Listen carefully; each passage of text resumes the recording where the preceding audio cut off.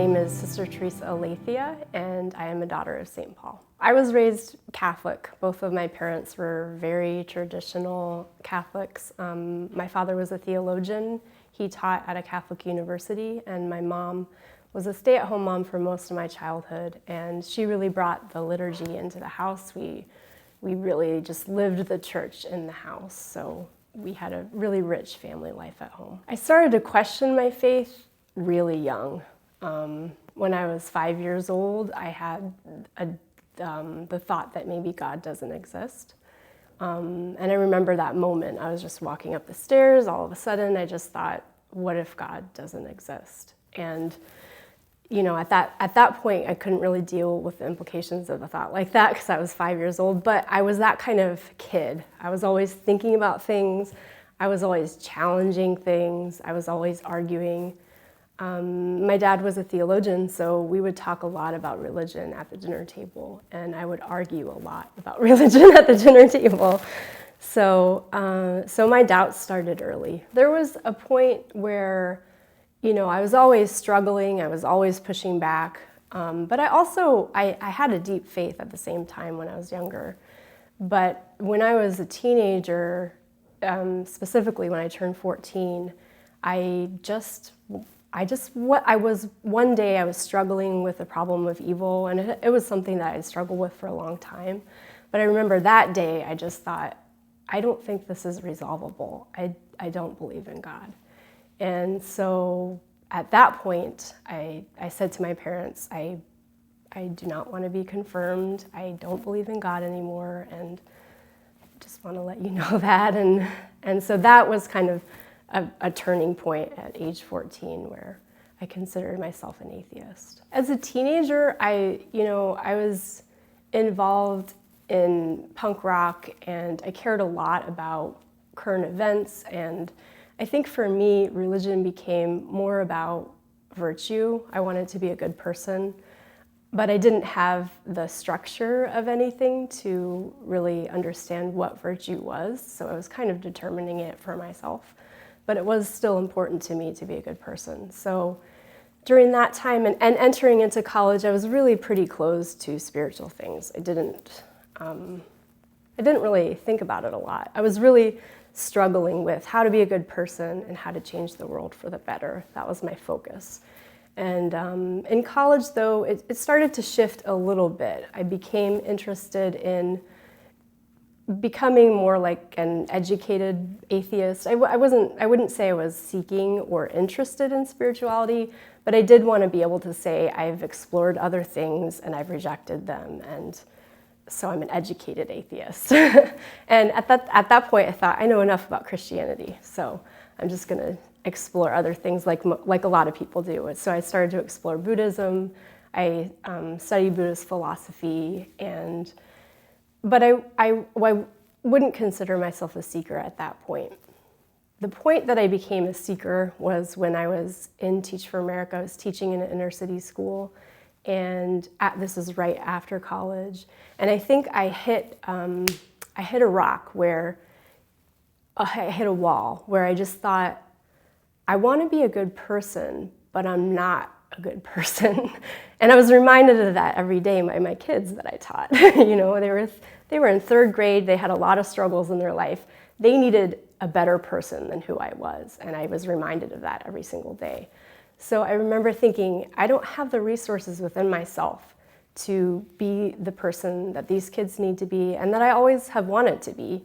And so I started to take spirituality more seriously, I think because I started to look around me and I started to think, who are the people that I want to be more like? Who are the people who are grounded, who are able to choose virtue? And a lot of times those were religious persons. So I thought, maybe I'll give this another shot. So after Teach for America, I traveled for a little bit in Latin America, went to Costa Rica, and there I was met with, I was living in a very rural area, and I was kind of in this little Western enclave of former Peace Corps volunteers, and we were doing lots of work in the town, but surrounding us were a lot of faithful rural farmers and just ordinary people.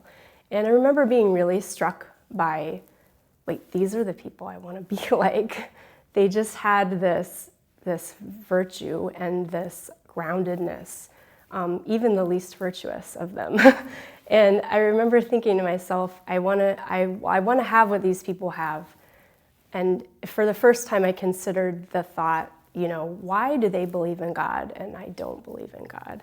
And I started to think, well, they're poor and this is just what they cling to, kind of the Marxist response, or this is just, a result of their lack of education. But I remember thinking, that sounds so arrogant in in reality. When I'm really interacting with these people, they have an intelligence that I don't have, and they have a wisdom I don't have.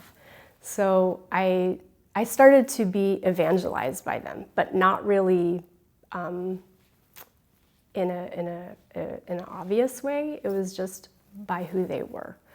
And so I also, when I was there, I was working in the garden, and one day I heard the church bells. They had church maybe, once every 2 weeks because it was so rural. But I heard the church bells, and I would hear it every week, and I just kind of keep doing my work. But that day, I thought, I'm going to go to church. And I don't know why, I just decided to. So I walked up the steps to the church, and the little old ladies in the town looked at me like, what are you doing here? Like, you don't belong here. You need to turn around and get out of here. But the one lady who I lived with looked at me, and she looked surprised, but then she patted the seat next to her, and I sat down next to her.